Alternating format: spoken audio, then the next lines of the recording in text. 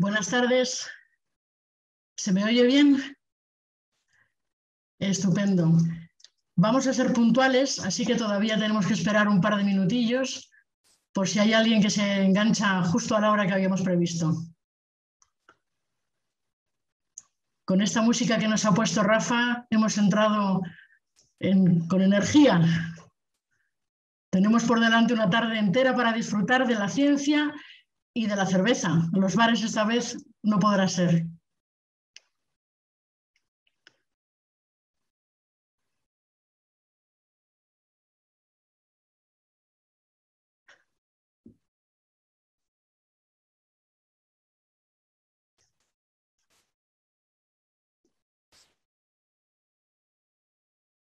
Creo que voy a empezar a compartir pantalla.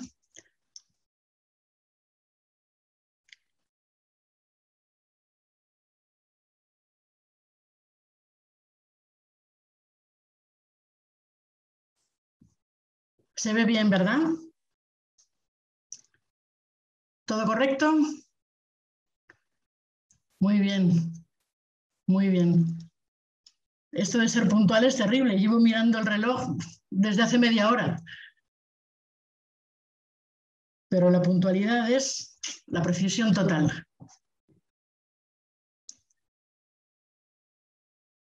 Bueno, chicos, creo que esto ya está en marcha. Pues vamos a empezar. Lo primero de todo, bienvenidos, muy buenas tardes a todos, pinteros, pinteras, organizadores, panelistas, moderadores y desde luego el público. Sin vosotros esto no funciona. Soy Elena y soy organizadora del Pint of Science de Valladolid desde el 2016, cuando fui panelista, y en mi nombre y en nombre de todas las demás organizaciones locales y nacional, pues os doy la bienvenida calurosa, menos calurosa que cuando estamos en los bares, pero calurosa de todos modos. Bienvenidos todos. Supongo que todos sabéis de dónde procede la idea esta del Pint of Science, y es que en 2012 un grupo de investigadores decidieron invitar a los pacientes de Parkinson y Alzheimer a visitar sus laboratorios del Imperial College en Londres para que vieran en directo en qué trabajaban, cuáles eran sus investigaciones, sus descubrimientos, los laboratorios, etc. Y no podía ser de otra manera, los pacientes salieron absolutamente encantados. Y de ahí nació la idea en esos investigadores de sacar la ciencia de los laboratorios, de los centros de investigación, a sitios donde fuera más accesible para todo el mundo. Y así, en 2013, empezó Pint of Science. A mí no me parece que exista mejor idea. Ya decía Gabinete Caligari hace muchos años que en el bar se encuentra el calor del amor, es el mejor sitio para las conversaciones y desde luego yo estoy convencida de que es el mejor sitio para hacer ciencia y desde luego para contarla. Así que España, pues nos juntamos a esta iniciativa desde 2015. De todos modos, somos conscientes de que la ciencia tiene sus tiempos, sus matices, sus metodologías, su especialidad y sobre todo nuestra jerga. Y además hemos visto a lo largo de este último año en particular, siempre lo habíamos visto, pero esta vez más que nunca, que las falacias y los bulos se nos cuelan por donde no sabemos, por donde tenemos la guardia baja, donde no tenemos suficiente conocimiento. Y en nuestra mano está, desde mi punto de vista, quitarnos de en medio y dejar de difundir esos bulos y esas patrañas, esas falacias. Y también es la misma imagen que nos puede valer para quitarnos de en medio a la hora de difundir el virus, este maldito virus que nos mantiene aquí en vez de estar en los bares, que es lo que nos pedía el cuerpo, ¿no? Bien, pues por eso pensamos que la divulgación nos necesita a todos. No es un problema de los demás, no es un problema de los científicos, es un problema de toda la sociedad. Es nuestro problema, tu problema. Ya sabes que si no formas parte de la solución, es que estás formando parte del problema. Así que veo que al menos un par de cientos de personas que estáis ya enganchados habéis elegido bien, queréis formar parte de la solución y no del problema y por eso estáis aquí. Así que bienvenidos y desde luego muchas gracias por estar ahí. Desde que se inició esto, en 2013, ya he dicho, se han ido juntando 30 países de todos los continentes. Fundamentalmente, ya veis, en Europa, en América del Norte y del Sur, pero también en Australia, en África y algo menos en Asia. Y nosotros hemos ido creciendo. Cada año hemos crecido en localidades, empezamos siendo solo 8, el año 2019, que fue el último que se hizo como Dios manda, había ya 73 localidades, pero incluso el año pasado, el año de la pandemia, incluso creció en el año de la pandemia, con un número de bares también creciente, un número de ponentes enorme, más de 23.000 asistentes, lo cual es un lujo, es un programa que tiene muchísimo éxito, y más de 400 voluntarios en las distintas sedes. No puedo por menos que citar a nuestro gran Rafa, que está ahí manejando los ordenadores. Ya veis que tiene el pobrecito nada más que 3 o 4 cosas abiertas y es el que nos va dando paso y que lo hace fenomenal, así que muchísimas gracias. Y también a Logan Ladepes, que está en una posición un poquito más discreta, pero también siempre al quite y siempre colaborando para que todo esto salga fenomenal. Lo que hacemos todos los grupos de organización de las distintas sedes es organizar el Festival de Pint of Science. Y una de las cosas más chulas que tiene este festival es que se hace simultáneamente en todo el mundo. Es decir, que ahora mismo estamos nosotros hablando de ciencia online en España y están haciendo lo mismo en muchos otros países, hasta 30 países del mundo, obviamente cambiando de uso horario, como no podía ser de otra manera, y todos haciendo lo mismo, difundir nuestra actividad científica.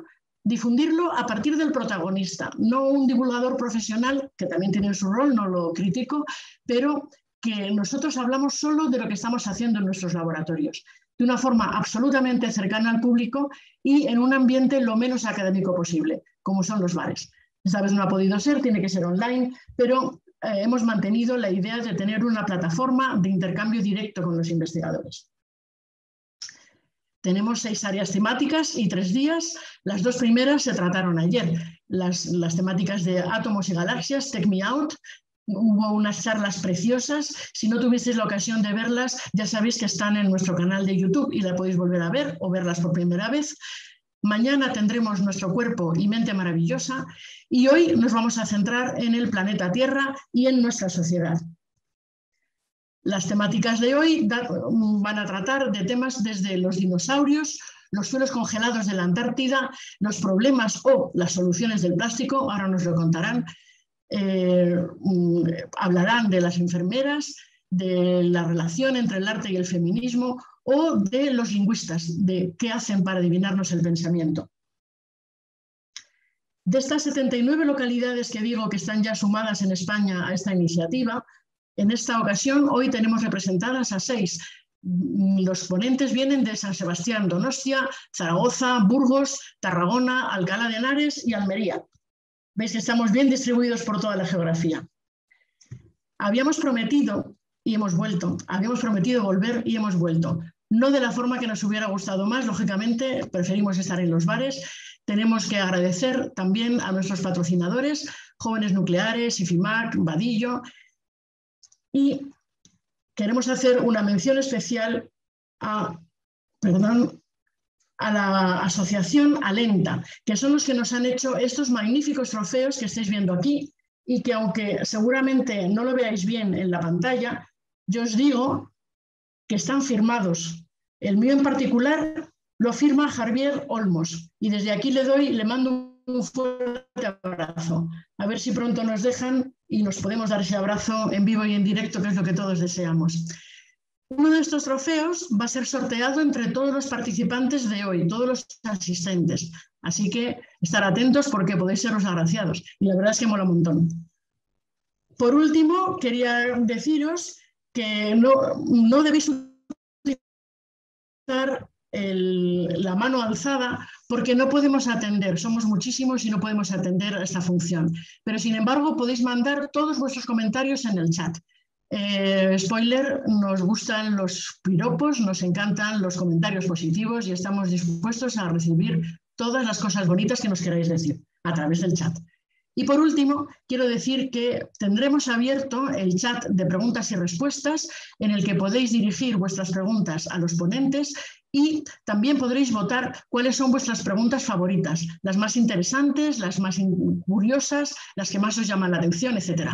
Y el moderador de cada charla seleccionará unas pocas, las que nos quepan en el tiempo que podamos, para responderlas. Y todas las que no puedan ser respondidas directamente, a través de las preguntas-respuestas al final de cada charla, intentaremos responderlas a través de la web, a través de nuestros blogs. No sé si estáis preparados. Yo tengo mi kit de presentadora, la camiseta la llevo puesta, no sé si se ve, el trofeo ya os lo he enseñado, bueno, mogollón, pero también tengo preparado mi kit de pintera profesional. El online no va a hacer que dejemos nuestras buenas costumbres, así que va por vosotros.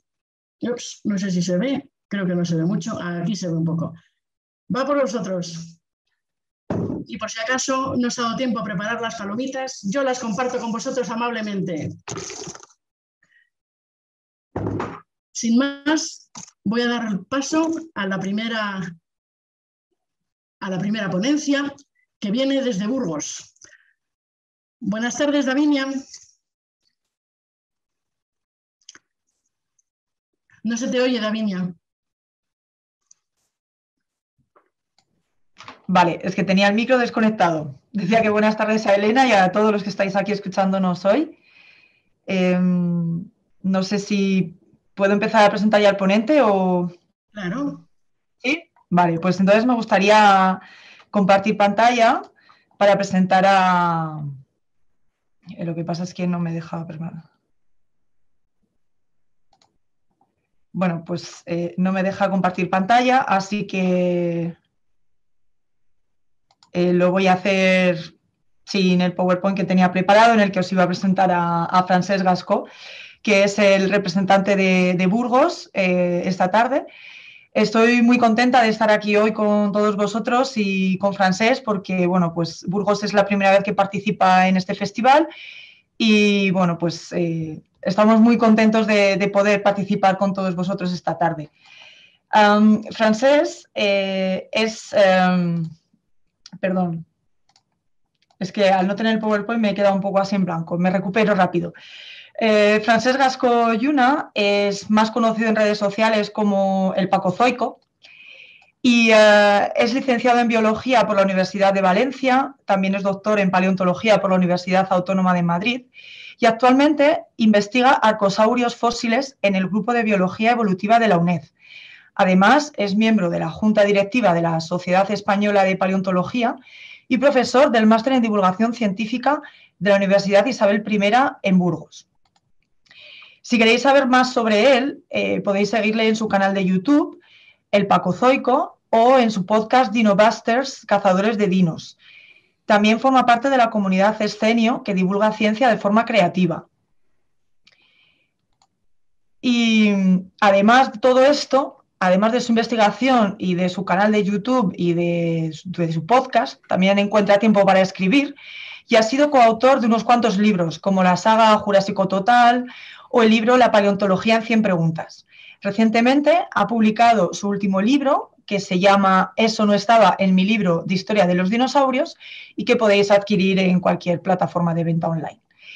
Pero yo creo que lo mejor es que le conozcamos, que escuchemos la charla tan chula que nos tiene preparada sobre dinosaurios y sobre todo no os olvidéis de hacer preguntas en el canal de preguntas y respuestas, como bien ha indicado Elena. Después de su charla, pues seleccionaré a una o dos de esas preguntas que hagáis para que Francesc no las pueda responder. Así que os dejo con Francesc. Pues muchas gracias, Davinia. ¿Se me oye bien? Sí, ¿no? Parece que se me oye bien. Sí. Vale, pues voy a pasar a compartir mi presentación y con esto pues empiezo a contaros mi historia. Entonces, mi charla lleva por título La Revolución Dinosauriana, porque no sé si habéis sido muy seguidores o no del tema de la paleontología de dinosaurios, pero desde hace unos años hasta la actualidad, digamos que su imagen, tal y como los vemos y tal y como los representamos, ha cambiado bastante. Yo, siendo ya un niño muy aficionado a la ciencia en general, pero en concreto a la paleontología y a los dinosaurios, he visto, ¿no? He podido ver en los libros que leía, en los documentales que veía, cómo poco a poco la imagen de los dinosaurios ha ido cambiando. Pero para poder contar esta historia tenemos que ir atrás en el tiempo, tenemos que ir al pasado. Y no hablo necesariamente de millones de años, sino que tenemos que irnos a 1842. En 1842, un naturalista británico, porque por aquel entonces aún no se les llamaba a los investigadores de fósiles paleontólogos o paleontólogas, aún eran naturalistas rasos, digamos, el naturalista británico Sir Richard Owen propuso nombrar un nuevo grupo de vertebrados. Y este nuevo grupo incluiría a especies de reptiles gigantes extintos que se habían descubierto. En concreto, había 3 en aquel momento: Iguanodon, Ilaeosaurus y Megalosaurus. Los llamaría dinosauria, dinosaurios, como los llamamos nosotros, ¿vale? Se conocían por muy pocos restos, o sea, por esqueletos más o menos fragmentarios, y esta era... Perdona que te interrumpa. Davinia, por favor, tienes que dejar de compartir pantalla porque si no, no podemos ver.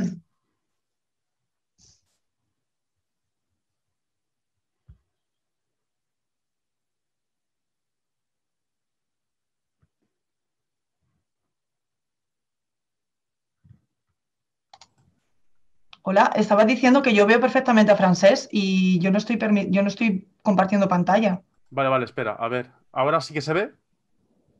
Las cosas del directo, las malas jugadas que nos pasan. Ahora sí que se ve, ¿no? Ahora sí. Sí. Vale. Perfecto. Gracias. Vale, de todos modos estábamos aún en el principio, así que perfecto. Total, este hombre, Sir Richard Owen, los llama dinosaurios a este grupo de nuevos vertebrados fósiles.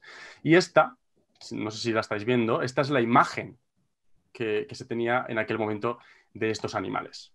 Estamos hablando de animales que igual, o sea, de imágenes de animales que quizás nos chocan un poco para la imagen que tenemos hoy en día de lo que es un dinosaurio. ¿Qué pasa? Que teníamos esqueletos, ya os digo, muy parciales, teníamos pocos huesos de cada uno de estos esqueletos. Se interpretaron correctamente como reptiles porque tenían rasgos anatómicos en estos huesos que los acercaban, ¿no?, a los reptiles. Parecían ser una especie de lagarto o de iguana o de cocodrilo, solo que, pues eso, de tamaño gigantesco. Pero bueno, por aquel entonces teníamos esos pocos esqueletos incompletos y la única comparación que podíamos hacer era con reptiles actuales, y en sus orígenes pues se representaron como eso, como gigantescos lagartos.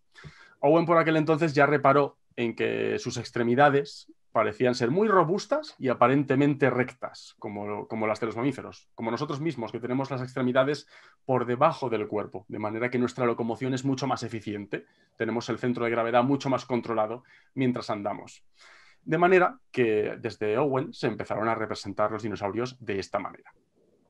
Con el tiempo, por suerte, se fueron descubriendo muchísimos más esqueletos, se fueron descubriendo muchísimas más especies. Y poco a poco su aspecto fue cambiando. Tuvimos más esqueletos, pudimos completar el puzzle de lo que no sabíamos de su anatomía con nuevos esqueletos, y todo pues fue yendo a un mayor conocimiento de su aspecto. Pero no así su biología o su comportamiento. Aún lo seguíamos teniendo como reptiles muy lentos y de sangre fría. Se les tenía por gigantescos lagartos y como tales, pues torpes, lentos y, por qué no decirlo, estúpidos. Porque si ya imaginaros que no se tiene a una iguana o a un lagarto por un animal especialmente inteligente o activo, lo vemos como muy lento y eso, digamos, un poco tonto, imaginaros esa versión en un animal de varias toneladas, ¿no? Esa es la imagen que tuvimos, al menos en cuanto a su biología y a su comportamiento, de los dinosaurios durante mucho tiempo. Pero bueno, a través de las décadas de nuevos descubrimientos, de investigación sobre sus fósiles, se fueron acumulando datos valiosísimos, que poco a poco empezaron a sugerir otra cosa. El paso del tiempo nos gusta pensar que acaba por poner todas las cosas en su sitio, pero en este caso tuvimos que esperar bastante, hasta los años 70 del pasado siglo XX, cuando hubo 3 hitos bastante importantes en la paleontología de dinosaurios que encendieron la mecha de esta revolución dinosauriana. Esta es la imagen que teníamos durante muchísimo tiempo, pero esta imagen estaba condenada por lo que estaba ocurriendo en la investigación, en su momento puntera, de dinosaurios. Por un lado, el paleontólogo francés Armand de Ricles se dedicó a estudiar los huesos de los dinosaurios desde un punto de vista que no se había estudiado mucho entonces, a través del microscopio. Y así descubrió que su tipo de tejido óseo no era el típicamente reptiliano. Porque sí, los huesos de los dinosaurios o cualquier hueso fósil también puede ser estudiado al microscopio y puedes estudiar ese tejido óseo, el tejido que forma parte de nuestros huesos. Entonces, los dinosaurios, por lo que vio, poseían un tipo de tejido más semejante al de los mamíferos o al de las aves. Y esto es característico, este tipo de hueso caracteriza a animales con un crecimiento muy rápido. Los dinosaurios, por lo tanto, crecerían rápidamente y, por lo tanto, se empezó a hablar de que tendrían un metabolismo más alto que los reptiles actuales y empezó hasta a haber rumores de ¿y si estos animales, por mucho que sean reptiles, y si tenían sangre caliente, como las aves o como los mamíferos? Bien, si bien durante gran parte del siglo XX, además desde principios, desde la década de 1920 más o menos, se habían descubierto restos, eso sí, aislados y esqueletos incompletos de algunos dinosaurios carnívoros de menor tamaño, también fue alrededor de los 70 cuando supimos cuál era por fin su aspecto completo. Y esto ocurrió con el hallazgo de este dinosaurio que tenéis en la imagen, de Deinonychus. Es un pequeño dinosaurio carnívoro de construcción muy ágil, con las piernas largas y los brazos también largos, con una cola rígida que parecía equilibrarlo durante la carrera, con una garra terrible en los pies y una visión más binocular que el resto de dinosaurios. Entonces, con este dinosaurio cambió un poquito la imagen. Aprendimos que al menos la imagen de los dinosaurios gigantes lentos que tanto teníamos metida en la cabeza, al menos no se correspondía con todos ellos, que había dinosaurios ligeros y ágiles. Y además con características muy semejantes a las aves. Los huesos de este grupo de dinosaurios eran muy parecidos a las aves. Y aquí empezó a coger todavía más fuerza la teoría de que las aves descendían directamente de los dinosaurios, que ya llevaba unas décadas siendo propuesta, pero con estos hallazgos empezó a coger muchísima más fuerza. Pero aquí no acaba la cosa. He hablado de 3 hitos. El tercer hito fue un descubrimiento de un yacimiento en Montana, en Estados Unidos. Y es que se descubrió un yacimiento excepcional. Normalmente cuando encontramos huesos fósiles, estamos encontrando los restos mortales de un animal, de lo que queda, de lo que vivió cuando murió, pues lo que queda de esa catástrofe, ¿no? de esa escena del crimen, básicamente, de cómo murió un animal. Pero por suerte, muchas veces estos yacimientos revelan cosas sobre su biología o incluso sobre su comportamiento. Nos acercan un poquito no a esta escena del crimen, sino al ecosistema y a los animales vivos que formaban parte de ese ecosistema. Total, lo que se descubrió en Montana fue una zona de anidamiento de dinosaurios. Tenía además este yacimiento huesos de adultos, huesos de crías y huevos. Y lo más importante posiblemente de este yacimiento estaban los huesos de las crías. Y es que las mandíbulas de las crías, pese a aparecer dentro del nido, se podían llegar a describir los nidos con un cambio de la geología del yacimiento, se veía que eran montones donde estaban dentro los huevos o las crías, según. Los huesos de estas crías, sus mandíbulas, revelaban desgaste de sus dientes. Y eso solo podía interpretarse como que se alimentaban allí mismo, en el nido. Se trataba de dinosaurios herbívoros, con lo cual las plantas no podían ir solas hasta el nido. Razón por la cual se interpretó y se propuso que los adultos les alimentaban activamente. Es por eso que a este dinosaurio nuevo se le puso el nombre de Mayasaura, que significa el lagarto buena madre. Y esto puso otro ladrillo en esta revolución. Al menos algunos dinosaurios eran capaces de tener cierta vida social y de comportamientos al menos de cuidado de sus crías. Al menos algunos de ellos. Entonces, estos 3 descubrimientos hicieron cambiar ya en su momento nuestra imagen de los dinosaurios. Representaron un cambio de paradigma de los dinosaurios como animales tontos, lentos y torpes y estúpidos. Un experimento fallido de la naturaleza a animales muy diversos, muy activos y bien adaptados. Hasta este momento, ni siquiera era un problema imaginarse por qué habían desaparecido. Casi nadie se lo planteaba. Se daba por hecho que cualquier cambio ambiental los había borrado de la faz de la Tierra, que cualquier enfermedad podía haberlos matado, porque se les veía animales, pues hasta se les miraba como por encima del hombro, viendo formas de vida como imperfectas, ¿no? Pero de repente descubrimos que no, que eran animales tan diversos como los animales que tenemos en la actualidad, tan bien adaptados a su medio como están los animales de la actualidad. Esto cambiaba todo por completo. A este cambio de paradigma se le llamó la Dinosaur Renaissance, el renacimiento de los dinosaurios. Pero esto ya no podía parar. Este ritmo de descubrimientos se fue incrementando y ha seguido durante años y décadas. Avanzamos un poquito y llegamos a los años 90 del pasado siglo XX. ¿Y qué ocurrió en el pasado siglo XX? O sea, en la década de los 90 de este pasado siglo XX, que aún me cuesta hablar del siglo XX como del siglo pasado. En esta década, en los años 90, se descubrieron nuevos fósiles de dinosaurio en la provincia de Yixian, en China, en un yacimiento que llamamos Liaoning. Bueno, llaman ellos Liaoning. Es un yacimiento de los que llamamos de conservación excepcional. Y esto significa que debido a su rápido enterramiento en el fondo de un lago, los cuerpos de los animales que iban cayendo al lago, pues prácticamente no habían empezado a descomponerse cuando quedaron enterrados. Esto permitió, por un lado, que los esqueletos estuvieran completos, o prácticamente completos, y por otro lado, que incluso quedaran marcadas estructuras blandas de su cuerpo, como su piel, en el momento de enterrarse. En este yacimiento, a través de sus fósiles, ocurrió un gran hito del conocimiento acerca de la biología de los dinosaurios. Y es que aprendimos que muchos grupos de dinosaurios carnívoros estaban completamente emplumados y no necesariamente eran parientes muy cercanos de las aves.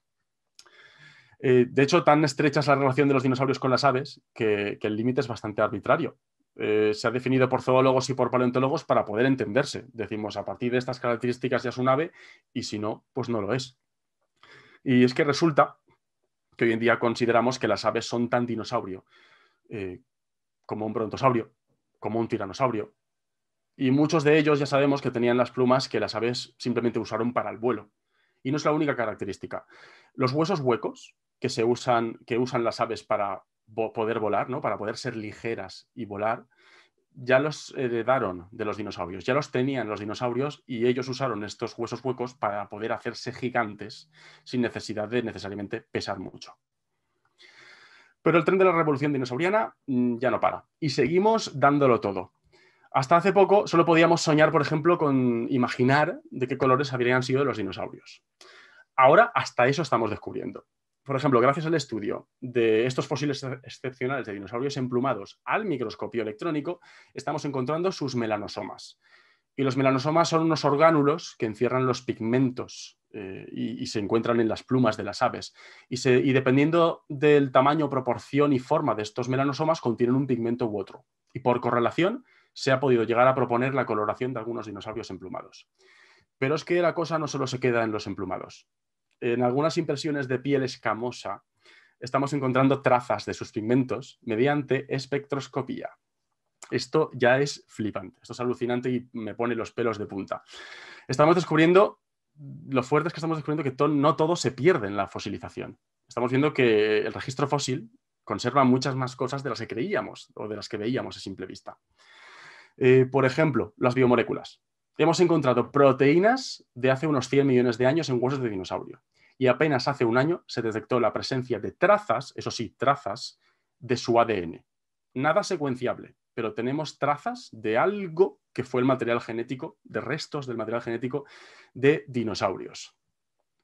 Hemos pasado de tener a los dinosaurios como monstruos legendarios, condenados a extinguirse, a verlos primero como animales muy diversos, bien adaptados a su medio, que pueden ser estudiados hoy en día desde metodologías punteras, incluso metodologías típicas de biología molecular. Entonces, si no eran monstruos, si no eran experimentos de la naturaleza, ¿qué les pasó para que desaparecieran? Pues todo parece apuntar a mala suerte.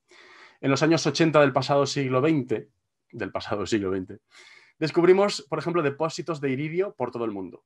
Es un elemento que es abundante en asteroides. Encontramos un cráter enterrado en México de esta edad y huellas de una gran catástrofe que acabó con gran parte de la vida sobre la Tierra debido a este impacto de un meteorito.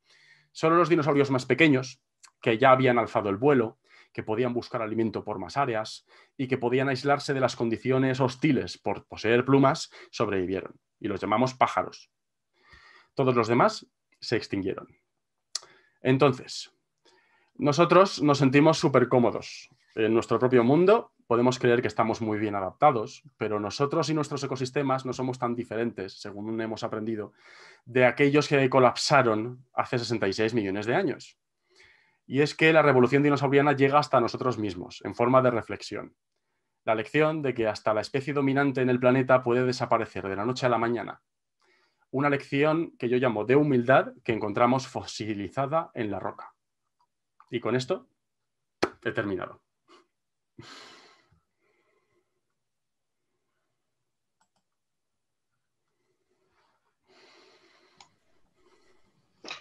Gracias, Francesc, por esta charla tan interesante. A mí me ha gustado mucho y bueno, pues parece que tenemos alguna pregunta. Perdona que te interrumpa otra vez. Activa tu vídeo, por favor, que no te vemos. Pero si es que no lo he desactivado en ningún momento. Es verdad que yo no veo nada, pero no he cambiado nada con respecto a antes, no he tocado nada. Bueno, no te preocupes, puedes leerle las preguntas sin más. Ya lo siento, es que no he tocado nada, en serio, no sé. Bueno, la pregunta que nos hace Uriol Sarroca es ¿cómo podemos saber si un hueso pertenece a un ser de sangre fría o de sangre caliente? Bueno, directamente no podemos saberlo, pero lo que sí podemos hacer es una cierta correlación. El hueso, si lo miramos al microscopio, podemos saber qué tipo de crecimiento tenía. Podemos saber si tenía un crecimiento rápido y si se corresponde con un metabolismo alto. Eso sí que podemos saberlo gracias a un hueso. Luego, dependiendo de a qué grupo pertenezca, ya podemos afinar un poco más. Por ejemplo, si los dinosaurios hemos visto que ya muchos de ellos tenían plumas desde las bases de su linaje, a un animal de sangre fría, si lo aíslas del medio con plumas o con pelos, lo estás matando de frío. Entonces, si tienen un crecimiento rápido, parece indicar un metabolismo alto y además tienen ciertas estructuras que los aíslan del medio, todo te está diciendo que tienen sangre caliente. Vale, bueno, espero que Uriol aquí ya ha quedado satisfecho con esta respuesta. Y te lanzo otra de Mariano Moreno. Mariano pregunta, ¿los ecosistemas de montaña que normalmente no fosilizan, podrían haber albergado dinosaurios? Por supuesto. El registro fósil está sesgadísimo a favor de áreas en las que es más fácil fosilizar. De hecho, es posible que haya miles de especies de dinosaurios y de otros animales y plantas fósiles que jamás descubriremos porque no estaban en un sitio propenso para la fosilización. Vale, bueno, y te voy a lanzar la última pregunta porque ya nos estamos quedando sin tiempo.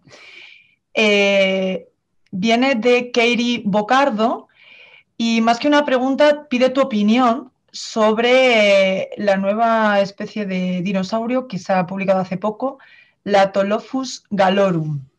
Piden tu opinión especialmente sobre la función de la forma de su cabeza.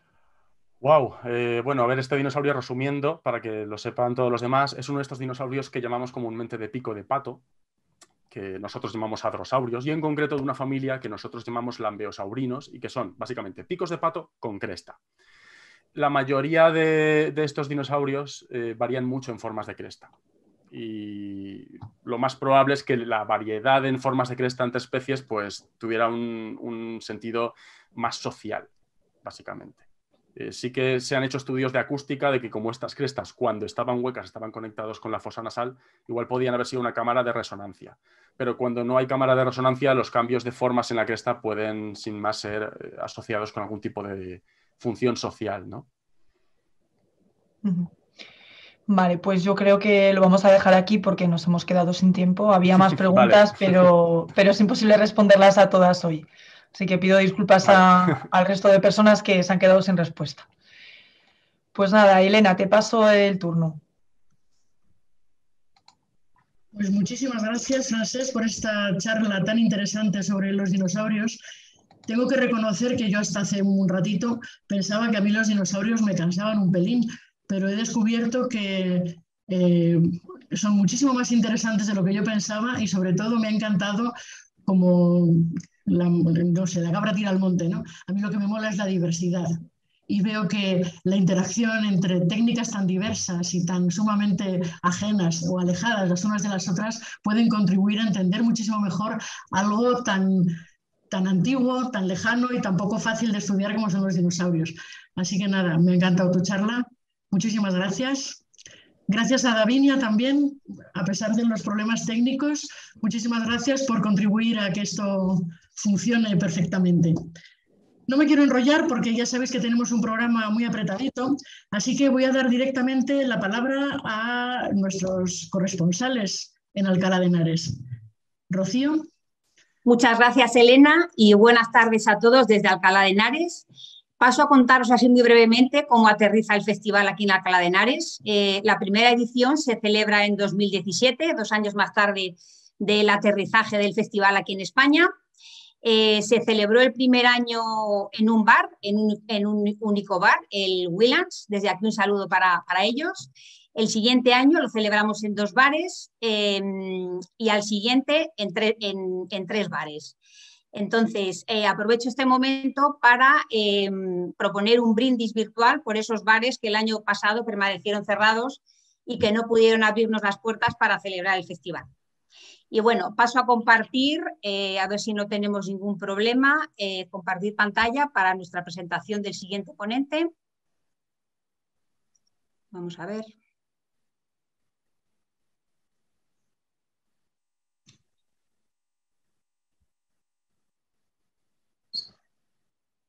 Vamos a ver. Perdonadme, a ver si... No sé si se ve. No, ¿verdad?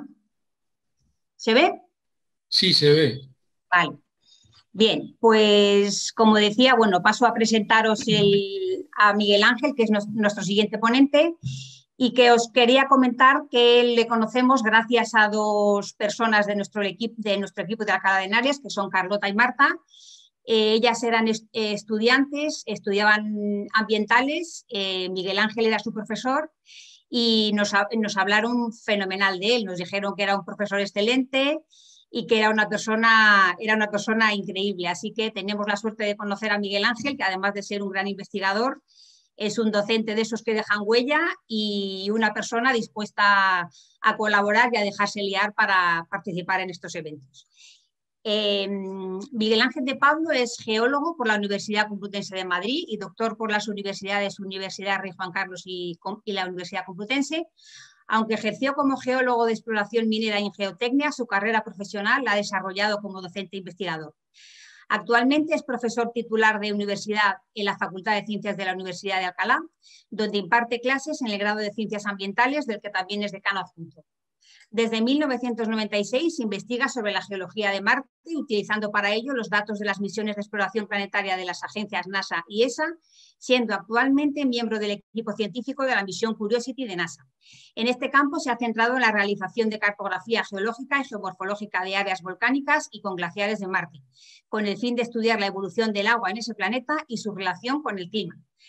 Desde 2008 investiga los suelos congelados de la Antártida, análogo perfecto de los terrenos helados del planeta Marte, y para ello ha realizado ya 13 campañas de investigación en el continente helado, siendo actualmente el responsable de unas estaciones de monitorización permanente que aportan datos a las redes internacionales de las que se nutren los modelos climáticos. Y es precisamente de estos suelos congelados de la Antártida de los que nos va a hablar hoy en su ponencia. Así que doy paso a Miguel Ángel. Miguel Ángel, cuando quiera. Hola, muchas gracias. Pues me voy a sonrojar. Voy a compartir pantalla y pues voy a ir contando cosas. Lo ve todo el mundo, ¿verdad? ¿Se ve la presentación? Perfectamente, gracias. Perfecto. Pues supongo que cuando a uno le dicen que le van a hablar de la Antártida, se le vienen rápidamente 2 imágenes a la cabeza. Una supongo que es esta.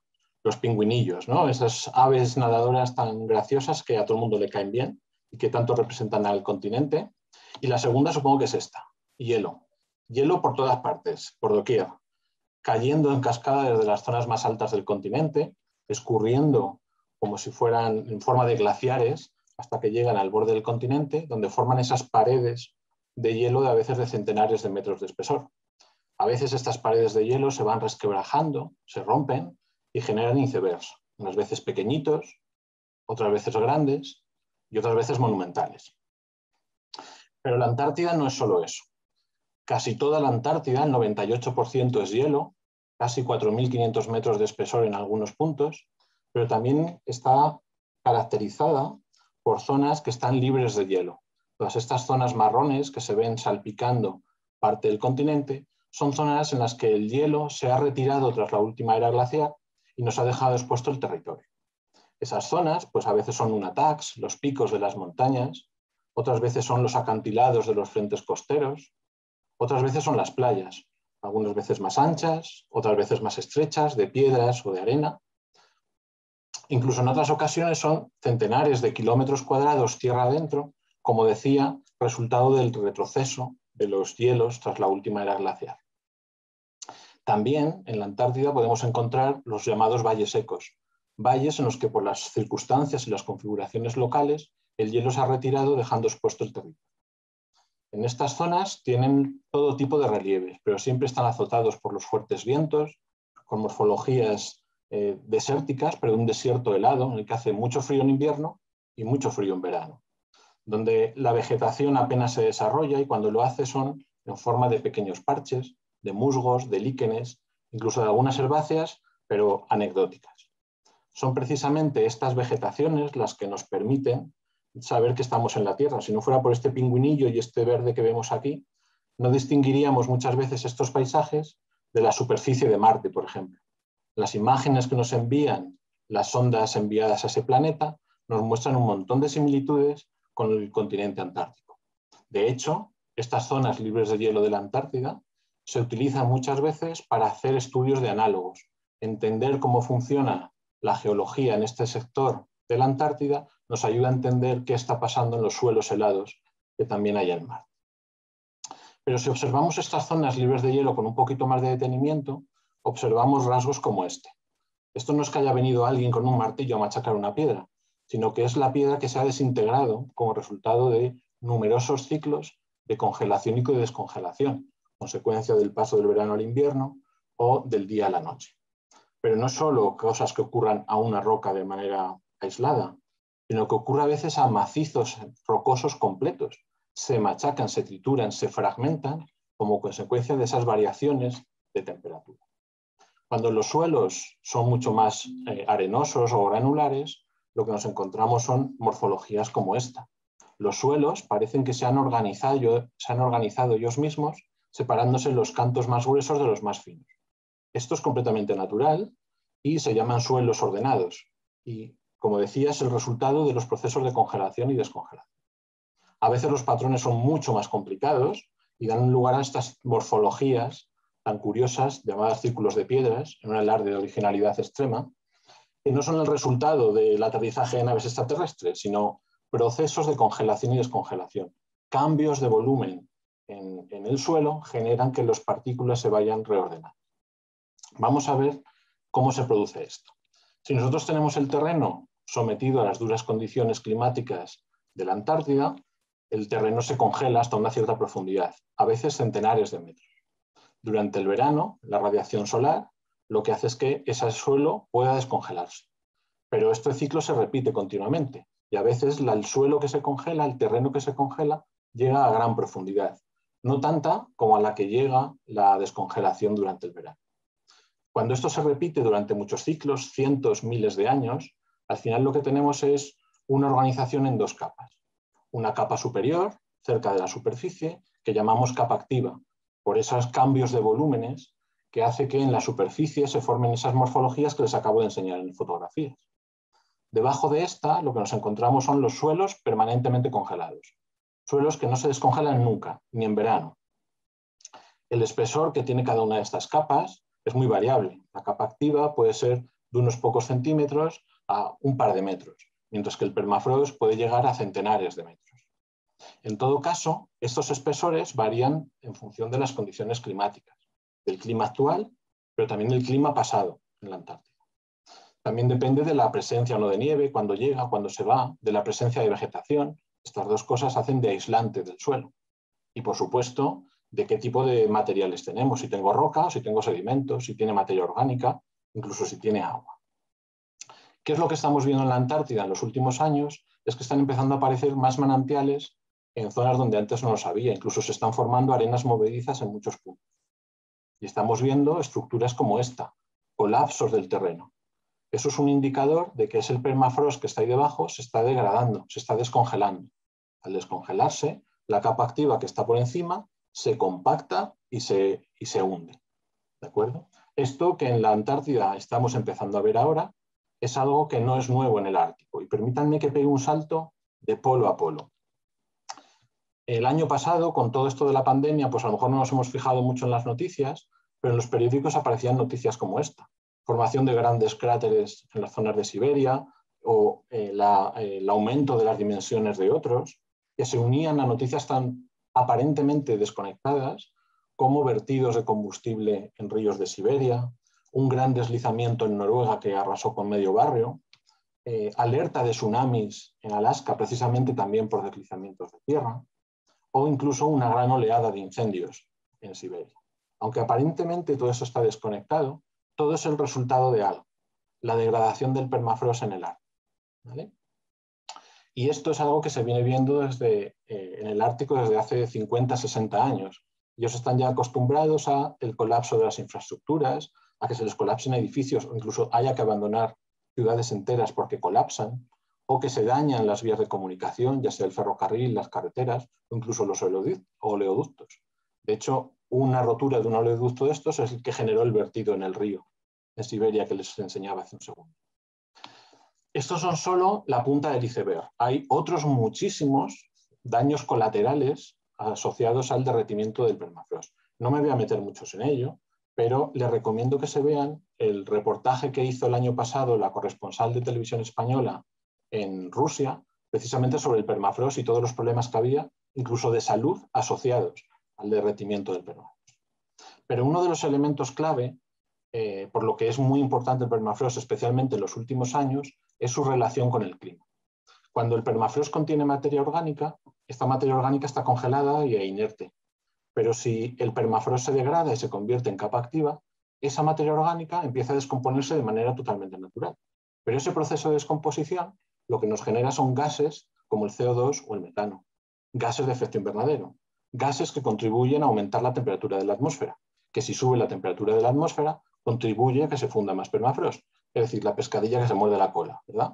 Por eso es tan importante para el clima. ¿Cómo de importante? Pues miren, para que nos hagamos una idea, se ha calculado que el CO2 contenido en el permafrost del planeta es prácticamente el doble que contiene la atmósfera hoy en día. Así que ustedes mismos serán capaces de evaluar la importancia que tiene el permafrost en este juego, ¿verdad? Bueno, esto lo sabe muy bien la Asociación Internacional del Permafrost, que lleva décadas estudiando el permafrost del Ártico. En este mapa, en colores azules, pues pueden ver la distribución de esos suelos congelados en el Ártico. Cada uno de esos puntos rojos y amarillo son estaciones científicas para el control del permafrost. ¿Y qué pasa en la Antártida? Y ya volvemos a nuestro continente blanco. Bueno, pues en el continente blanco también hay estaciones, pero evidentemente muchas menos. En primer lugar, porque no hay gente viviendo allí. En segundo lugar, porque logísticamente es mucho más complicado que trabajar en el Ártico. Y en tercer lugar, porque hay muchas menos zonas expuestas libres de hielo. En todo caso, nosotros trabajamos en esa esquinita de la Antártida. ¿Por qué ahí? ¿Por qué no nos vamos al centro del continente?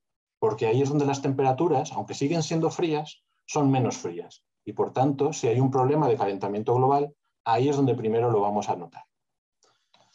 Hasta ese punto llegamos a bordo de los buques de Armada y del Consejo Superior de Investigaciones Científicas, que nos llevan a las islas Shetland del Sur, en la punta de la península antártica. En estas islas es precisamente donde encontramos las instalaciones polares españolas, la base Gabriel de Castilla de Ejército de Tierra, la base Juan Carlos I y el Refugio Internacional Bayers de Consejo Superior de Investigaciones Científicas. Allí lo que hacemos es que buscamos, hace 15 años ya, buscamos estos emplazamientos que fueran significativos y representativos del entorno, de esas zonas libres de hielo, e instalamos nuestras estaciones. Esas estaciones son así de sencillitas, ¿de acuerdo? Medimos lo más importante, temperatura del terreno. Hacemos una perforación, instalamos sensores a distintas profundidades y le dejamos midiendo al menos 2 años. Como referencia, medimos la temperatura del aire, la temperatura de la superficie y el espesor de la nieve. ¿El espesor de la nieve por qué? Porque les enseñaba antes que es un aislante.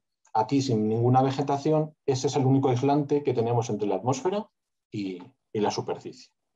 Esos sensores son sensores súper sencillitos que los dejamos midiendo durante ese tiempo, 1 año, 2 años, hasta que los recuperamos y volcamos los datos. Los datos que nos devuelven son una cosa así, simplemente temperatura a lo largo del tiempo. Cada color representa una profundidad distinta. Y lo que tenemos que hacer es tan fácil como calcular la temperatura máxima, media y mínima a lo largo de todo ese tiempo para cada profundidad. Y lo representamos de esta forma. En horizontal temperaturas, en vertical, en horizontal temperaturas, en vertical la profundidad. Con esto podemos averiguar si tenemos capa activa, si tenemos permafrost y dónde empieza y acaba cada uno. ¿Cómo? Pues donde la temperatura máxima, que es esta línea roja, alcanza los 0 grados, de ahí hacia arriba es capa activa. ¿Por qué? Porque las temperaturas pasan de positivas a negativas a lo largo del año. De ahí hacia abajo, permafrost, porque incluso las temperaturas máximas están siempre por debajo de los 0 grados. ¿De acuerdo? Así de sencillito podemos detectarlo. ¿Qué hemos visto en nuestras estaciones en estos 15 años que llevamos estudiándolas? Bueno, en primer lugar, que son muy sensibles, porque su temperatura media es relativamente alta, menos 1,5, menos 2 grados. Por otro lado, hemos visto que en algunas de las estaciones la temperatura máxima del permafrost está rozando los 0 grados centígrados. Es decir, es altamente inestable. Cualquier pequeño aumento que haya en la temperatura de ese permafrost va a hacer que desaparezca completamente. Y estamos hablando, en este caso, de espesores de 4,5 metros, pero tenemos algunas perforaciones de 15 o de 25 metros. Bueno, si nos fijamos, nuestras estaciones están en este sector de la Antártida, estas son las Shetland del sur, que tienen estos colores claritos, que son donde las temperaturas son precisamente más próximas a cero. Luego es en esta zona donde, si el permafrost va a empezar a degradarse, es aquí donde va a ocurrir. Podremos avisar al resto de estaciones que empiecen a pensar que sus estaciones también van a ver cómo el permafrost se va degradando en ese sector de la Antártida. Esto sin duda está relacionado con el aumento de la temperatura del suelo. Bueno, este gráfico es un poco lío, pero solo está representando la temperatura media anual del suelo en cada estación. Cada estación es un color. Lo importante son esas líneas, esas son las líneas de tendencia. Si se fijan, en los últimos 13, 14 años, todas esas líneas están apuntando hacia arriba. Están apuntando a que aumenta la temperatura del suelo. Esto debe responder a lo que le pasa al aire. Pues esto es una cosa parecida. Cada una de estas líneas representa la tendencia de la temperatura media del aire en nuestras estaciones. Todas pican hacia arriba. Fíjense que estamos entre -5 y -1 grado, o sea, muy cerquita de los 0 grados. Esto no es algo que nos pase a nosotros solo, sino que si observamos los datos de temperatura del aire de la estación Bellinghausen, que está también en la Shetland del sur, pero es que ellos llevan midiendo la temperatura del aire desde los años 70, la temperatura del aire también está ascendiendo, a un ritmo más o menos de medio grado cada 30 años. Luego, si como hemos visto, estamos empezando a ver que el permafrost se nos está degradando. El permafrost sabemos que es altamente inestable porque su temperatura está muy cerca de los 0 grados. En algunos casos incluso son muy sensibles a la temperatura de la atmósfera. Y la temperatura de la atmósfera está subiendo, pues ¿cuánto tiempo le quedan a los suelos congelados de la Antártida? ¿Cuáles serán los efectos que tenga esta degradación en la propia Antártida y los océanos que la rodean? ¿De escala global? Bueno, esas son las preguntas que nos quedan por resolver y que tendremos que seguir investigando.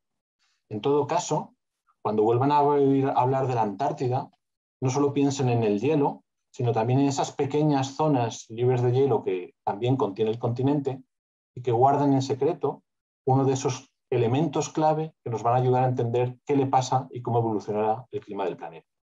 Nada más. Muchísimas gracias.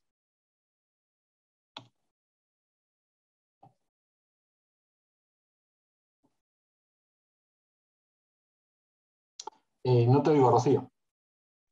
Perdonad, sí. Dejo de compartir. Paso a hacerte las preguntas que nos han ido haciendo los oyentes. Una de ellas nos la hace Juliana Cuellar y nos dice, como hablabas del análogo de la Tierra con Marte, nos pregunta si la composición de la Tierra de la Antártida y la de Marte es similar. En algunos casos sí. Sí, son materiales sedimentarios de todo tipo y además también tenemos materiales volcánicos que se parecen mucho a los materiales volcánicos de la Antártida.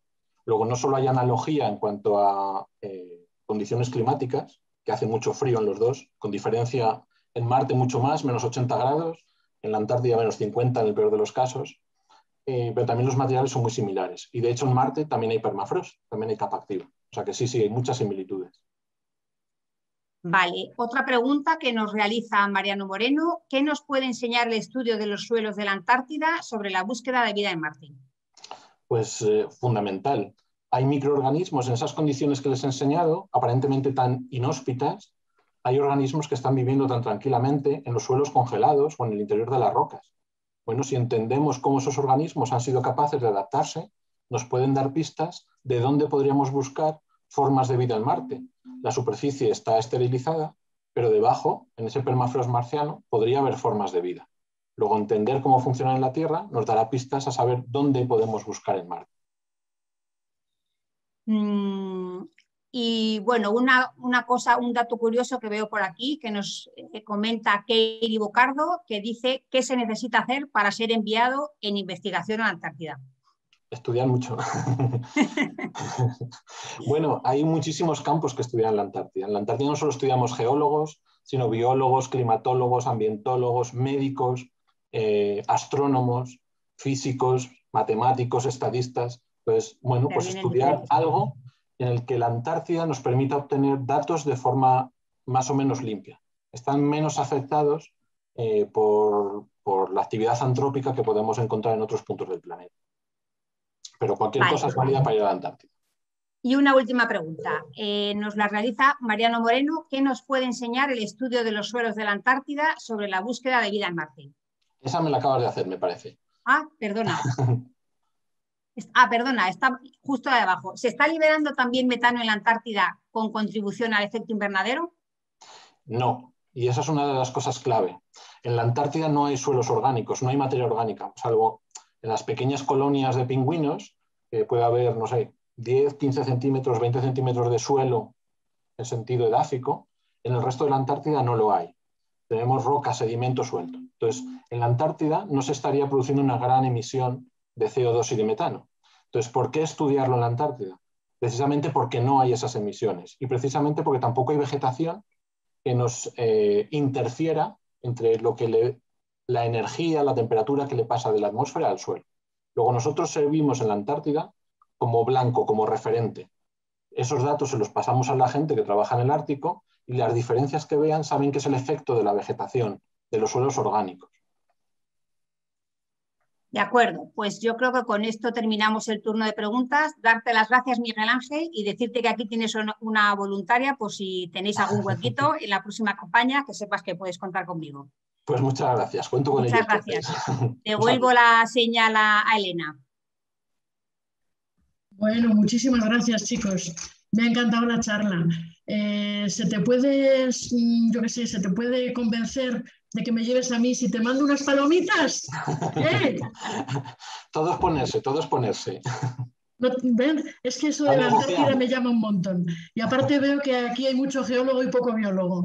Y a mí me mola el tema este de ir a buscar bichitos en las tierras heladas, en tierras recién descongeladas. La verdad es que se te ponen los pelos como escarpias de ver la que estamos montando y mirando para Pamplona, que estamos todos, sin ponernos realmente a poner remedio a esta situación tan terrible que nos estamos montando y que, bueno, pues parece que siempre tenemos cosas más urgentes de las que ocuparnos, ¿no?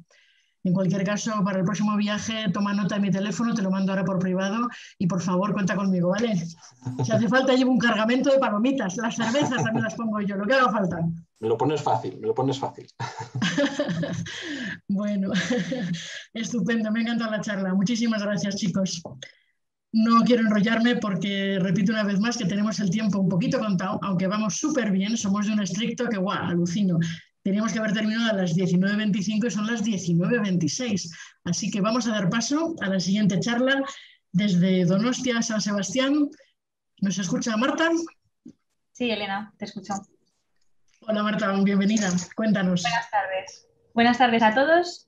Soy Marta, investigadora postdoctoral en el Centro de Investigación en Biomateriales del TIC Biomagune, aquí en Donosti. Y además soy una de las organizadoras del Pint of Science en esta ciudad, desde hace un par de años. Voy a dar paso ahora os voy a presentar. ¿Veis mi pantalla, verdad? Elena, Elena, ¿veis mi pantalla? Os veo a las dos, pero no veo tu pantalla compartida.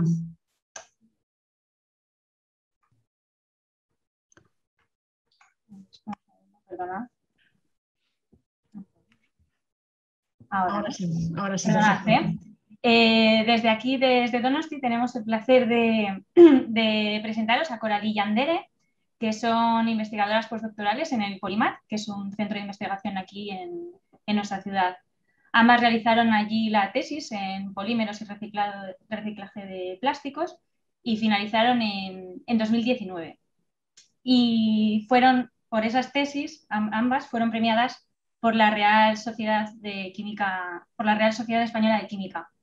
Además, ambas tesis dieron lugar a una patente, pero no solo contentas con eso, decidieron que cuando acabaron el doctorado lo que decidieron fue emprender creando la startup Polikey, donde lo que buscan es una mayor sostenibilidad en la industria de los polímeros, con la creación de polímeros a partir de fuentes renovables o con el reciclaje de plásticos. Entonces, en la charla de hoy ellas nos van a hablar un poco de si los plásticos son un problema o son un recurso necesario. Pero las doy paso a ellas para que os expliquen mejor. Pues muchas gracias, Marta. ¿Todo el mundo me puede oír? Vale, aquí voy a compartir la pantalla. Entonces, ¿todo el mundo puede ver la pantalla ahora? ¿Sí? Estupendamente, muy bien. Perfecto, pues entonces andamos. Soy Coralie Llano y hoy con mi colega Andre Basterrechea vamos a hablar de los plásticos con una presentación titulada ¿Plásticos, problema o solución? Muy rápidamente, yo soy francesa, he crecido en un pueblecito en el norte de Francia, en Bretaña. He empezado mis estudios ahí antes de moverme a Burdeos. Con el trabajo y los estudios he tenido la suerte de irme a diferentes lugares, tanto en Francia como al extranjero, en Burkina Faso, en Inglaterra, en Estados Unidos, en Saudi Arabia. Y pues hace 6 años ahora me mudo a España. Y mi nombre es Andrea Basterrechea, yo soy de Bilbao, me licencié en Biología por la Universidad del País Vasco y desde que terminé la carrera me he dedicado a la investigación. Como Coralie he tenido la suerte de poder trabajar en diferentes países, Bélgica, Irlanda, Japón o Estados Unidos y en diferentes ámbitos, pero desde hace 5 años me he dedicado a la investigación en la química. Coralie y yo vivimos en Donosti y en esta diapositiva os mostramos algunas de las cosas que más nos gustan de la ciudad. Por un lado la playa, tenemos mucha suerte de vivir cerca del mar. Por otro lado la cultura del cine y en particular el Festival de San Sebastián. En esta foto vemos a Woody Allen dirigiendo la última película que grabó y estrenó en Donosti. Y la gastronomía, que haciendo referencia también al cine, a la película de Hilda, os enseñamos la foto de una Hilda que particularmente es uno de los pinchos que más me gustan.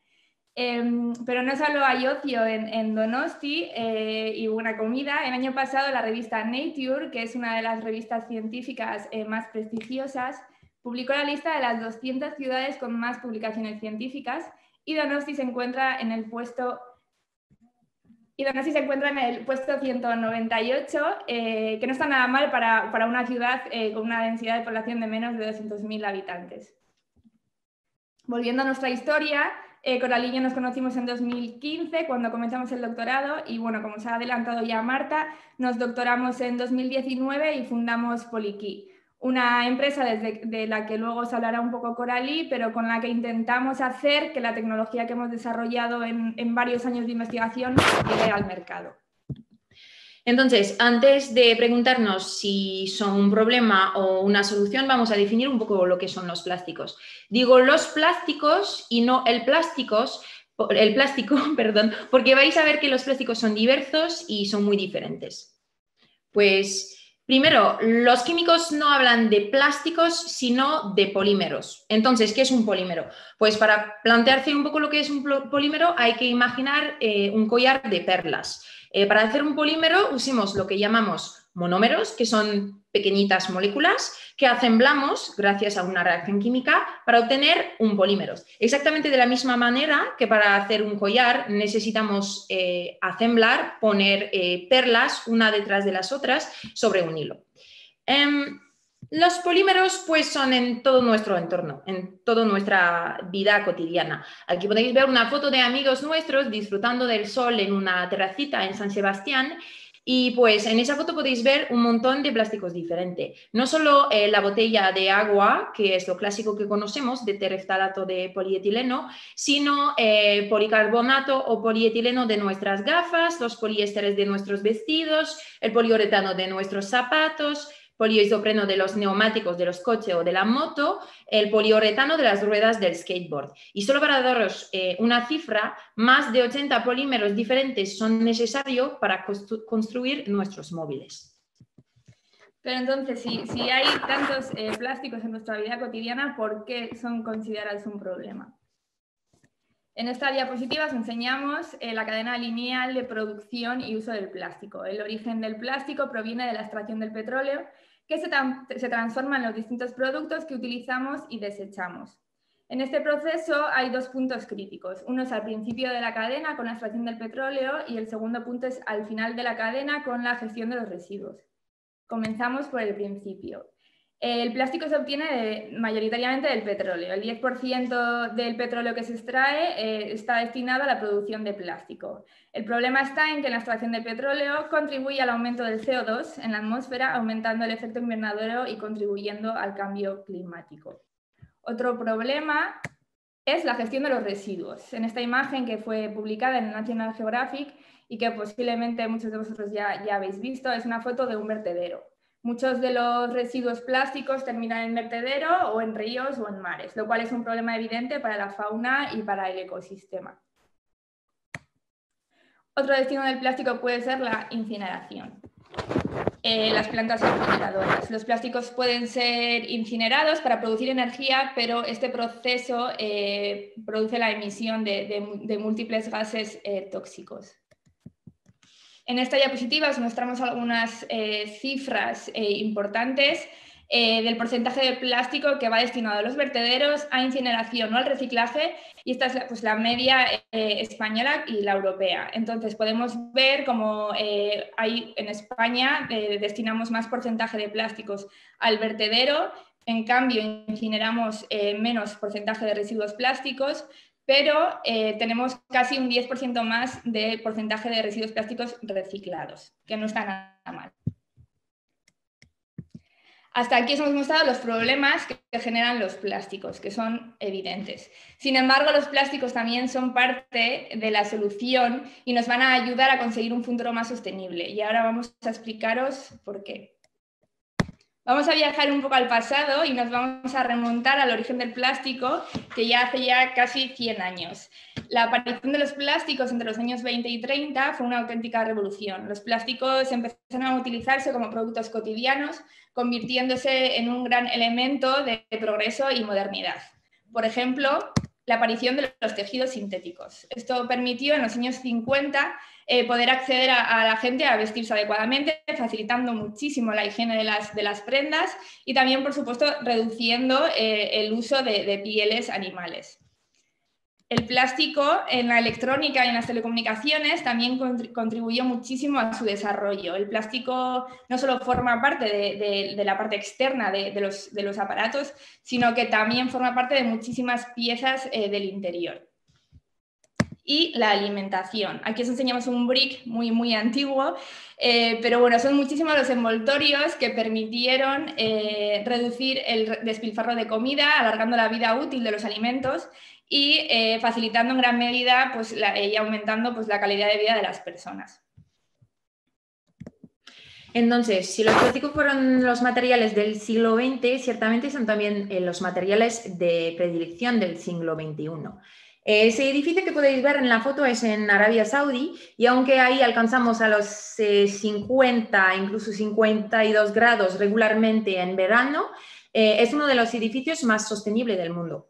Pues ¿por qué? Gracias a los polímeros usados como materiales tanto para las ventanas que para el aislamiento, el techo o el sistema de aire acondicionado.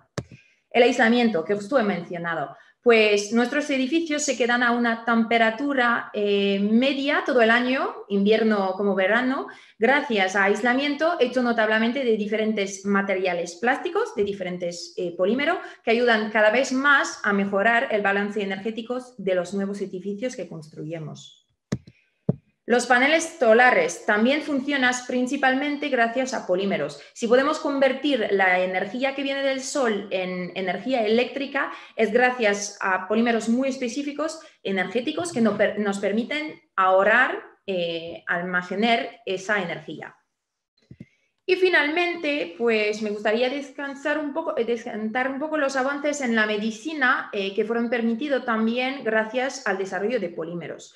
Pues si las prótesis que ayudan ahora a personas con problemas de salud son tan ligeras y pueden ser biocompatibles, es gracias a materiales como los polímeros, que no podrían ser hechos ni de vidrio, ni de metal, ni de papel. Entonces, los plásticos son parte de nuestro pasado, de nuestro presente, y también van a ser parte de nuestro futuro. A lo menos si queremos llegar a un mundo más sostenible en que pues, la industria, el transporte o el almacenamiento de energía son más respetuosos del medio ambiente. Algunos ejemplos en que los investigadores, que sean nosotros o muchos investigadores que trabajan sobre los polímeros en el mundo y en España en particular, pues trabajan, más y más van a hacer las empresas en el futuro que van a proporcionarse membranas de polímeros que permiten atrapar a gases tóxicos y también a gases que aumentan el efecto invernadero. Por ejemplo, membranas que impiden la liberación, la relarga de CO2 en el medio ambiente, son membranas que las empresas van a necesitar usar más y más en los años que vienen. Hablando de las baterías, pues son algunos de los objetos más importantes en nuestras vidas hoy en día y van a ser aún más importantes en el futuro. Son en nuestros móviles, en nuestros portátiles, pero también muy pronto van a ser en nuestros coches y en nuestras casas. Las baterías más seguras y más eficaces que vamos a tener en el futuro son lo que llamamos baterías de estado sólido. Y estas baterías suponen el uso de polímeros como un poco los paneles solares que permiten el almacenamiento de energía. Y finalmente, nos gustaría destacar un poco el papel de los polímeros en el futuro de la agricultura. Pues cada vez somos más los seres humanos en nuestra tierra, en nuestro planeta, y va a ser más y más difícil dar comida a todo el mundo, sobre todo con el peligro que todos conocemos del calentamiento global. Aquí, en esta foto, en la agricultura en general, me gustaría plantear lo de las espumas de polímero que son biocompatibles y biodegradables y que van a permitir una agricultura más respetuosa del medio ambiente a la vez que con mejor rendimientos. Entonces, hemos planteado un poco cuáles son los problemas que suponen la producción de plásticos. Hemos explicado por qué tampoco nos podemos deshacer de ellos porque son imprescindibles si queremos ir a un futuro más verde. La pregunta es ¿qué hacer? Pues nosotras no tenemos la respuesta a esa pregunta claramente, pero sí que podemos hablar un poco de algunos retos que todos podemos tener y que nos pueden ayudar. Entonces, ¿qué hacen los ciudadanos?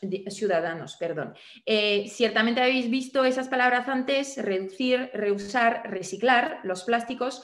Pues eso es un poco lo que podemos hacer nosotros a nuestro nivel. Reducir el plástico cuando se puede, optar para otras alternativas cuando os parece relevante. Reusar, claramente, parar de utilizar bolsas de plástico en la tienda, en el supermercado, intentar tener con vosotros una bolsa de tela, una bolsa de plástico más resistente que vais a usar durante años. Y pues reciclar, el ejemplo más evidente en el ámbito del reciclaje es intentar ir a tiendas de segunda mano para vestirse en vez de ir a tiendas de vestidos nuevos. Pero bueno, si nosotros cada uno tenemos que hacer esfuerzos un poco, los que tienen que hacer muchos esfuerzos son las empresas. ¿Cómo? Pues primero reformulando los productos. Nosotros no podemos reciclar o reusar productos que no son hechos por eso. Así que hay que preguntar a las empresas de diseñar los productos para que nosotros lo podemos o usar durante mucho tiempo o reciclarle de manera eficaz. Del otro lado, Andrea os ha explicado los problemas que supone la extracción del petróleo para hacer polímeros. Entonces, hay que mover de esos fuentes petrolíferos a fuentes que se llaman fuentes renovables, que son a partir de la biomasa. Y finalmente, medir el impacto de cada producto en el medio ambiente. No solo lo que entra en la planta industrial y lo que sale de la planta industrial, sino todo el ciclo de vida de los productos que las empresas fabrican. Entonces, terminamos la charla. Solo unas palabras sobre nuestra empresa Polikey. ¿Qué hacemos nosotros? Porque somos una empresa que va a cumplir un año, casi, sí, que va a cumplir un año dentro de 2 semanas. Entonces, lo que intentamos nosotros es desarrollar plásticos biobasados. He explicado justo antes qué son los plásticos de fuente renovable. Pues nosotros trabajamos sobre poliuretano. Poliuretano son plásticos que podéis encontrar en vuestros colchones, en los zapatos, en los techos también. Entonces, nuestro objetivo es cambiar esos recursos petrolíferos por recursos de fuente renovable. Utilizamos la biomasa para hacer un polímero que parece ese polvo, que cuando las industrias lo pueden transformar en poliuretano, hace un poliuretano 100% biobasado. Y finalmente, trabajamos sobre tecnologías de reciclaje de los plásticos, trabajamos sobre reciclaje de poliuretano, de policarbonato y también del famoso PET, el plástico de las botellas de agua. Aquí hay una foto en nuestro laboratorio antes de una reacción con trozos de PET de diferentes colores. Tenemos una tecnología que nos permite reciclar el PET de manera eficaz a baja temperatura con una reacción respetuosa del medio ambiente. Entonces, muchas gracias por su atención y pues somos listos para las preguntas. Muchas gracias, chicas, por vuestra presentación. Estaba muy interesante y además habéis clavado el tiempo, oye, 15 minutos exactos. A ver, os voy a hacer algunas de las preguntas que nos han puesto aquí por pregunta y respuesta. Juliana Cuellar Tuquín pregunta si el problema derivado de la incineración no se puede solucionar mediante la instalación, por ejemplo, de filtros. Sí, pues es un poco lo que hemos planteado después con las membranas. Vamos a decir que el problema de los gases tóxicos que salen de la incineración es un poco un problema aparte. Es mejor, claro, incinerar los plásticos para obtener energía que dejarlos en vertedero. Pero sí, ponen filtros, tienen membranas que permiten un poco captar los gases, pero el problema es qué hacer de esos gases. A un momento necesitan ser tratados de una manera u otra, que va a suponer o relargar gases tóxicos o cambiarlo en químicos que pueden ser tan tóxicos que la relarga de los gases. Pregunta también Carmen Anderson, si veis factible la economía circular del plástico como se propone en la Comisión Europea y el Gobierno vasco. Sí, es una pregunta muy precisa. Sí, han planteado hitos la Unión Europea como el Gobierno vasco. No tengo en mente las cifras del Gobierno vasco, pero de la Unión Europea sí que han planteado que para 2030 necesitamos ir a 50% de plásticos que son reciclados y reciclables y 100% para los embalajes, y en particular para los embalajes para comida. Y yo creo que nos da tiempo a alguna pregunta más, Elena. Sí, estamos perfectamente en tiempo. David Díez. ¿Cómo? ¿Perdona? Que somos unas cracks. Ah, una sonrisita que estamos en Paint. Estamos en un bar, aunque no lo parezca. David Díez nos pregunta si las bacterias come plásticos podrían llegar a resultar un problema para los plásticos biobasados. Pues eso es una pregunta que depende del plástico, ¿no? Sí, sí, las bacterias. Es que normalmente las bacterias bacterias son, pues no hay bacterias que comen el plástico naturalmente, pero vamos a decir que se puede diseñar bacterias específicas para comer, no los plásticos, pero un tipo específico de plástico. Así que sí hay por ejemplo, hay una empresa en Francia que se llama Corbion que hace reciclaje enzimático, así que utilizan enzimas para comer, entre comillas, el plástico, pero esas enzimas son hechas solo para comer el PET. No pueden comer otro tipo de residuos, de desechos de plástico. Entonces, cuando hay enzimas o bacterias así, son muy específicas a un tipo de polímero. Normalmente no se pueden comer, otra vez entre comillas, otra cosa. Y por último, Alba Carrero Baeza nos dice si los PET solo se pueden reciclar para hacer de nuevo botellas de plástico o pueden tener otro uso en el futuro. Pues eso es una pregunta con, pues, un poco gorda, sí, muy general. En el caso del PET, por ejemplo, el reciclaje mecánico, que es el reciclaje que hacemos ahora en España, pues no permite todo el tiempo devolver a una botella de plástico. Entonces vamos a otro tipo de aplicación que pueden ser tuberías, por ejemplo, o para edificios, ese tipo de aplicación. Sí. En el caso en que se pueda utilizar otra vez para hacer otra botella o para hacer otro embalaje para alimento, necesita llevar también PET virgen por encima, ¿vale? Lo que está en contacto con el agua o con la comida. Pero bueno, también se investigan, y nosotros en particular también estamos investigando salidas a este PET reciclado que tenga un valor añadido, ¿no? Pues puede ser reciclar el PET para hacer, por ejemplo, baterías, o para hacer materiales que tengan un valor que no sea para alimentación o para agua, pero que tenga un valor más alto. En el mercado creo que no hay ese tipo de aplicación por el momento, pero sí que hay investigadores que investigan sobre ese tema. Vale. Y no sé, ¿da tiempo a alguna preguntilla más? Porque hay un montón, la verdad. Si quieres puedes hacer una última pregunta, incluso dos, si es que estamos sobrados. Vale. Tenemos unos minutillos del descanso, pero total.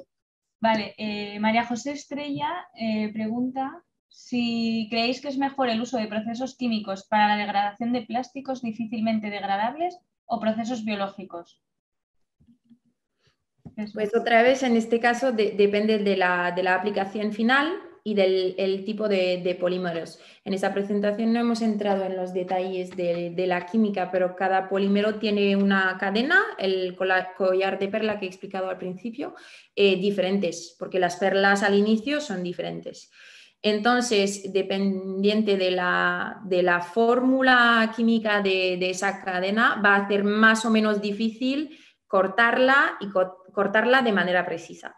Entonces, para algunos sistemas, el reciclaje biológico, lo que hemos hablado antes, con enzimas o bacterias, va a ser la mejor solución porque va a ser súper preciso y se puede hacer a temperaturas, vamos a decir, de entre 30 y 50 grados. Entonces, puede ser una opción muy buena.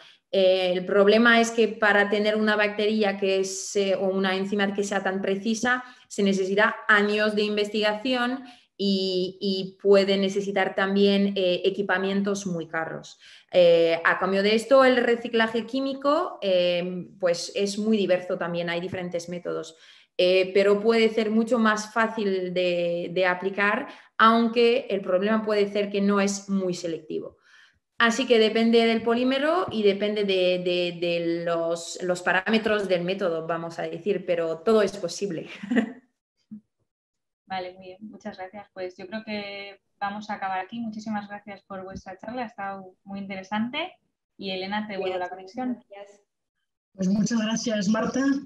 Muchísimas gracias, Coralí y Andere, por vuestra presentación. Aparte de que es un tema apasionante este de los polímeros y de cómo, por un lado, somos terriblemente dependientes de este tipo de materiales y, por otro lado, todos nos llevamos las manos a la cabeza cuando no sabemos qué hacer con los residuos y encontramos pues, estas imágenes espantosas, ¿no? De un pobre pez pillado en una anilla de plástico en el fondo del mar y esas cosas, ¿no? Por otro lado, una cosa que me ha gustado mucho también es esta conexión que hay entre la ciencia y la tecnología y el desarrollo de empresas de spin-off o de empresas de base tecnológica que se están desarrollando cada vez más y que empieza a ser una opción realmente potente entre nuestros egresados, ¿no? Nuestros doctorandos egresados. Os animo un montón con este proyecto en el que estáis metidas. Y bueno, ya os dije antes, yo la cabra tira al monte, una es bióloga, y yo lo que creo que necesitáis en esa empresa es un buen biotecnólogo. Alguien que sepa mucho de enzimología, que sea capaz de colocar los genes correspondientes en bacterias esas tan guays que estáis pensando en ellas, y desde luego siempre será muchísimo mejor, no faltaría más, una solución biológica que una solución química. Perfecto, pues nos lo vamos a pensar. Gracias, Elena. Pues nada, en vez de preguntar ahora si hay algún médico en la sala, voy a preguntar, ¿hay algún biotecnólogo o biotecnóloga en la sala que quiera sumarse a este proyecto? Os invito a contactar con ellas y seguro que de la interacción que ocurre en estas situaciones tan guays de los bares virtuales esta vez, pero de los bares al fin y al cabo, pues pueden salir proyectos conjuntos muy interesantes y muy productivos. Muchas gracias, chicas. Gracias. Gracias a vosotros. Bueno, pues estamos perfectamente a tiempo, somos un programazo y encima somos muy puntuales, así que ahora tenemos unos minutillos, más o menos un cuarto de hora, para descansar. Os invitaría a más palomitas, pero creo que ya he hecho la broma demasiadas veces. También podría probar con la cerveza, pero le tengo demasiado cariño a mi ordenador, así que no os la voy a lanzar. Pero si alguien viene por Valladolid, no tenemos esas gildas tan bonitas que nos han enseñado estas chicas de Donosti, pero tenemos unos pinchos muy apetecibles también. Dejaos caer por aquí y yo pago. Bueno, pagamos a medias, que un poco rata sí que soy. Bueno, chicos, vamos a descansar ahora unos minutillos y mientras nosotros descansamos van a circular parte de las preguntas que nos han propuesto nuestros ponentes de hoy e intentar contestarlas. A ver si os ha quedado todo claro.